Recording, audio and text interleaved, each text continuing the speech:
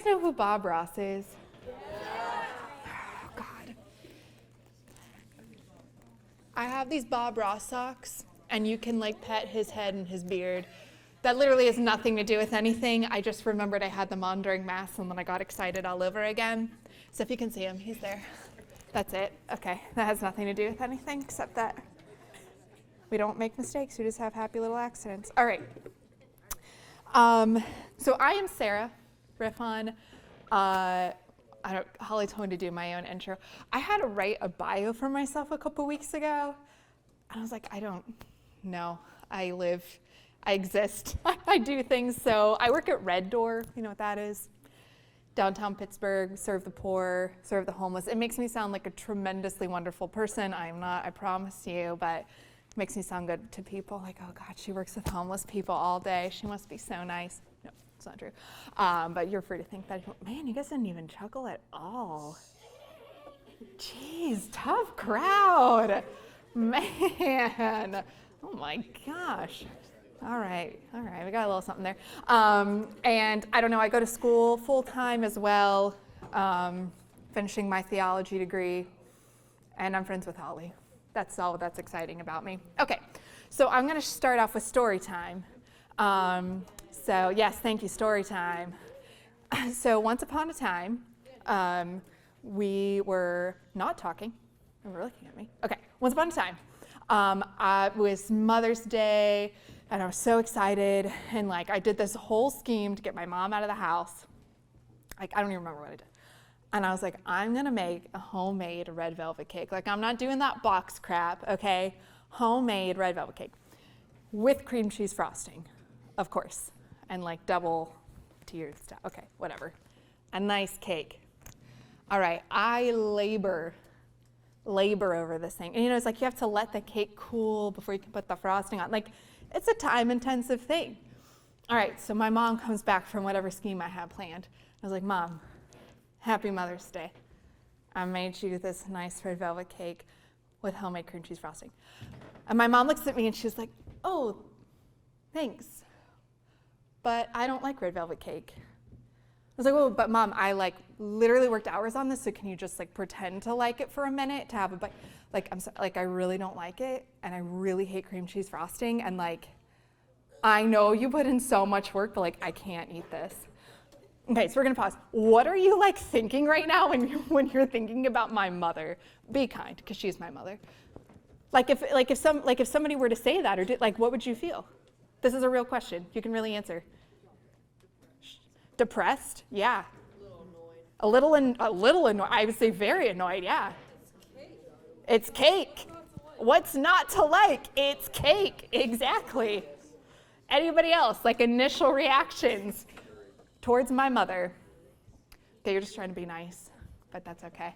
Okay, I completely just made that story up, and I tell that all the time, and my mom's like, please, can you come up with something different? I'm like, no, I cannot, because it's a great story. I made that story up. Okay, why did I make that story up? Because I'm a liar and a terrible person, as I already told you. No, because I think it's like so like imagine, even if you didn't say anything out loud, like imagine what you were feeling inside yourself when I was like, I labored all day. And my mom comes home and she's just not thankful at all. That feeling, that like, ugh, like you probably kind of wanted to slap her, but you're also probably like really sad, right? There's like this anger, there's this hurt, there's different things that you're feeling. And I think this is why I always, well, I shouldn't say always, this is why I share this story frequently, this untrue story, because I think this is what we do to God. Like God has made us like so much more than a red velvet cake, homemade with cream cheese frosting. Like he's made us like this body. Like I had a 2nd-degree burn on my hand a week ago, and now it's just like fine. Like that's incredible. Like I was like crying on my couch for like 20 minutes like a baby because of this, and now it's just like didn't even know it happened. Like a week ago this happened, right? And like I just think so often, like, and I know I'm like a girl, I'm not a guy, but I think guys tend to do the same thing. Like I'll look in the mirror and it's just like, oh God. First thing I notice, acne. Why is it there? I'm almost 30, aren't I past it, right? And then it's like, oh my gosh, my hips, my thighs, my whatever, you know, like, and it's like, God made us, right? Like, He labored over us so much more than a homemade red velvet cake with cream cheese frosting. And we are such a gift, right? Like our bodies, our persons, like there's such a gift. And I think we can just be so nitpicky with ourselves, with other people as well. Other people are also a gift. And I think we can do this with our personalities too, right? Like I'm fairly extroverted, just like a little bit, very much so. Like being in large crowds of people, I'm like, yes, all my energy, I don't have to sleep for days now.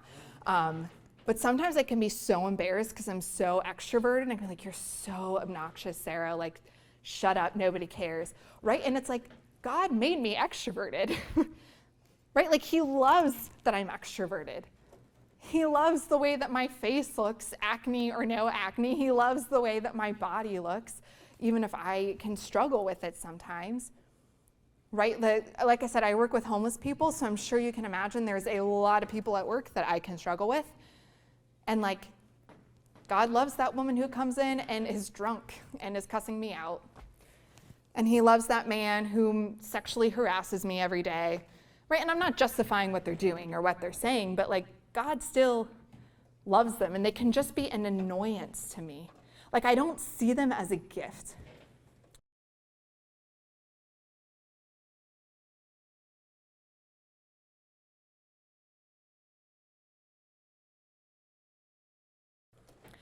Okay, and there's so many gifts in our life. So we have the gift of ourselves, we have the gifts of others, we have the gifts of the sacraments. And like, I'm not trying to like beat a dead horse, but like Dawn did like talk about it before Mass, and myself included. I was like, oh, this is a good reminder for me. I mean, I was sitting by myself during Mass, but usually I go to the parish where I work, and like all my friends work there, and all my friends come, and we all sit together, and like sometimes we can be like chatty Cathys, right? And we're grown but adults. So like, it's just a good reminder, like the Eucharist is a gift, confession is a gift. All these things are a gift. Okay, so why am I getting into this? So, sorry, I have my notes on my phone because I didn't feel like writing it down. When we look at like the sacraments, especially, it's like, or even like another person, they get like, people die for that gift. Like literally, people have died for the gifts of the Eucharist. People have died for the gifts of another person. I mean, we look at the story of Maximilian Kolbe. He expanded what martyrdom meant, right? A martyr used to just be somebody who died for the faith, but Maximilian Kolbe put himself in the place of another person who was about to die in the concentration camps. And John Paul II expanded what it meant to be a martyr, because now it could also be to die in the place of another person. Like people have died for the Eucharist. People have died for another person.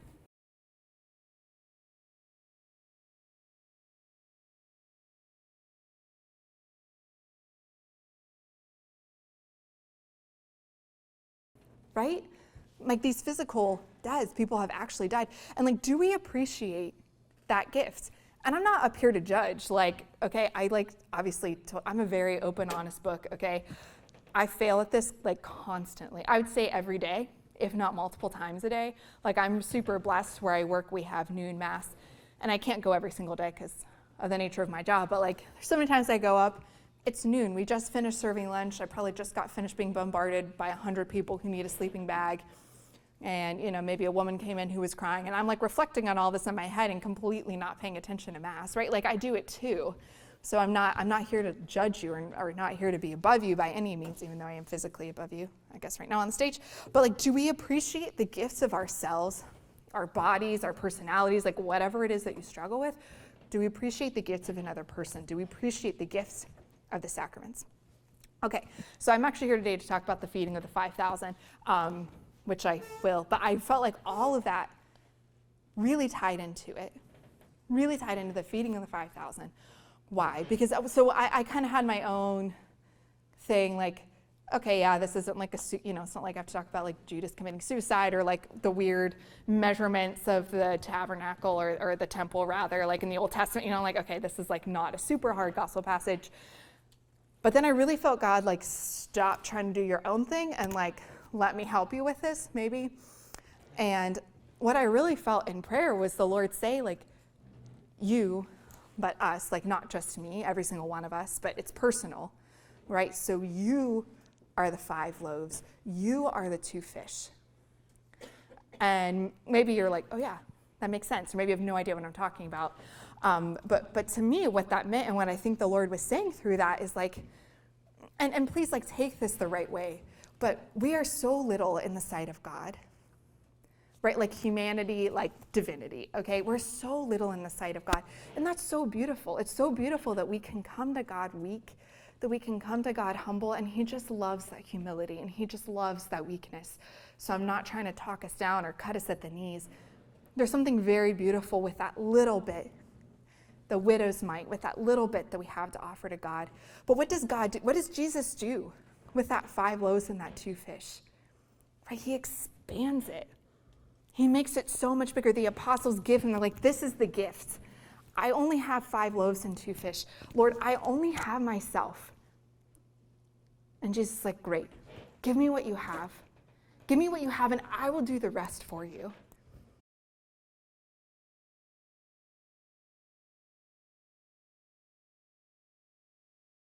When we can appreciate, like, okay, I'm probably like 1 loaf and like half a fish, and maybe the person beside me is 5 loaves and 2 fish, it doesn't matter. Or it doesn't matter because Jesus Christ will use who we are because he loves us. He has intimately created us from the womb. He knit us in our mother's womb. He knows us. He didn't just create us, we're not just a surprise to God, sometimes. And I say this about my younger brother because he's like 8 years younger than me. It's like, oh, he was a surprise. Well, not to God. He wasn't a surprise to God. God knew. God knew Nathaniel was going to come. You're not a surprise to God. Like God knew, and he knows. He knows who you are. Whatever you have to offer, he just wants you to give that to him. Give him your 5 loaves. Give him your 2 fish. I feel like most days I go into work and I have literally 1 loaf and 1 fish. And that's what I have, especially at the end of the week. Just my work can be really challenging. And God's like, that's okay. Give that to me. And I will expand it. Because that's what God did with the 5 loaves and the 2 fish, right? God the Son, he took those, he blessed them. You are blessed.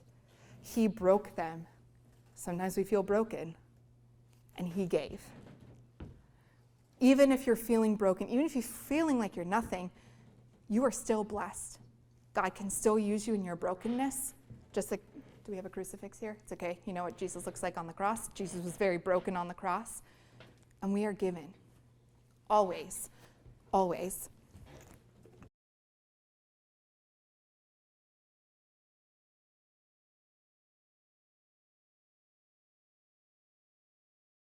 If we allow God to use us, we allow God to love us.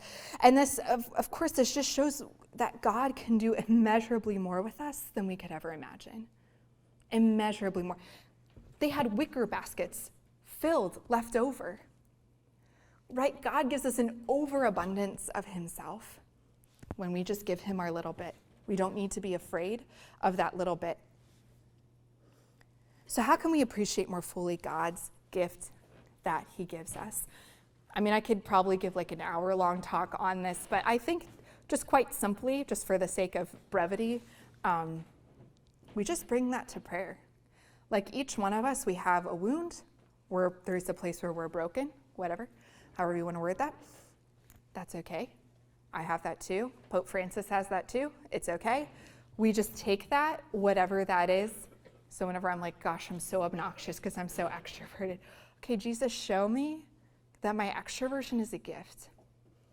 If maybe I've been wounded in that, maybe somebody's told me I'm obnoxious. Okay, Jesus, I forgive this person for saying this. Help me to see how this is a gift within myself. We don't have to, be in the 7th mansion of heaven or something to do this. We can just have these very simple moments of just offering our 5 loaves and our 2 fish to the Lord, asking him to expand that and asking him to heal us. Where do we need healing? And again, you would know that within yourselves where that is. I'm sure whenever I mention that, there's probably something at the beginning. I'm sure there was something, if not more than one thing, every time I look in the mirror, I think this. Every time I talk to somebody, I think this. When I'm alone in my room at night before I go to bed, maybe that's the only 10 minutes of silence you have in the day, all these things start coming up, areas where I'm wounded. And that's okay. Just bring those to God. And you don't have to be in a chapel to do that. It's beautiful if you can. You can just be in your bedroom and do that. You can be walking between classes and do that.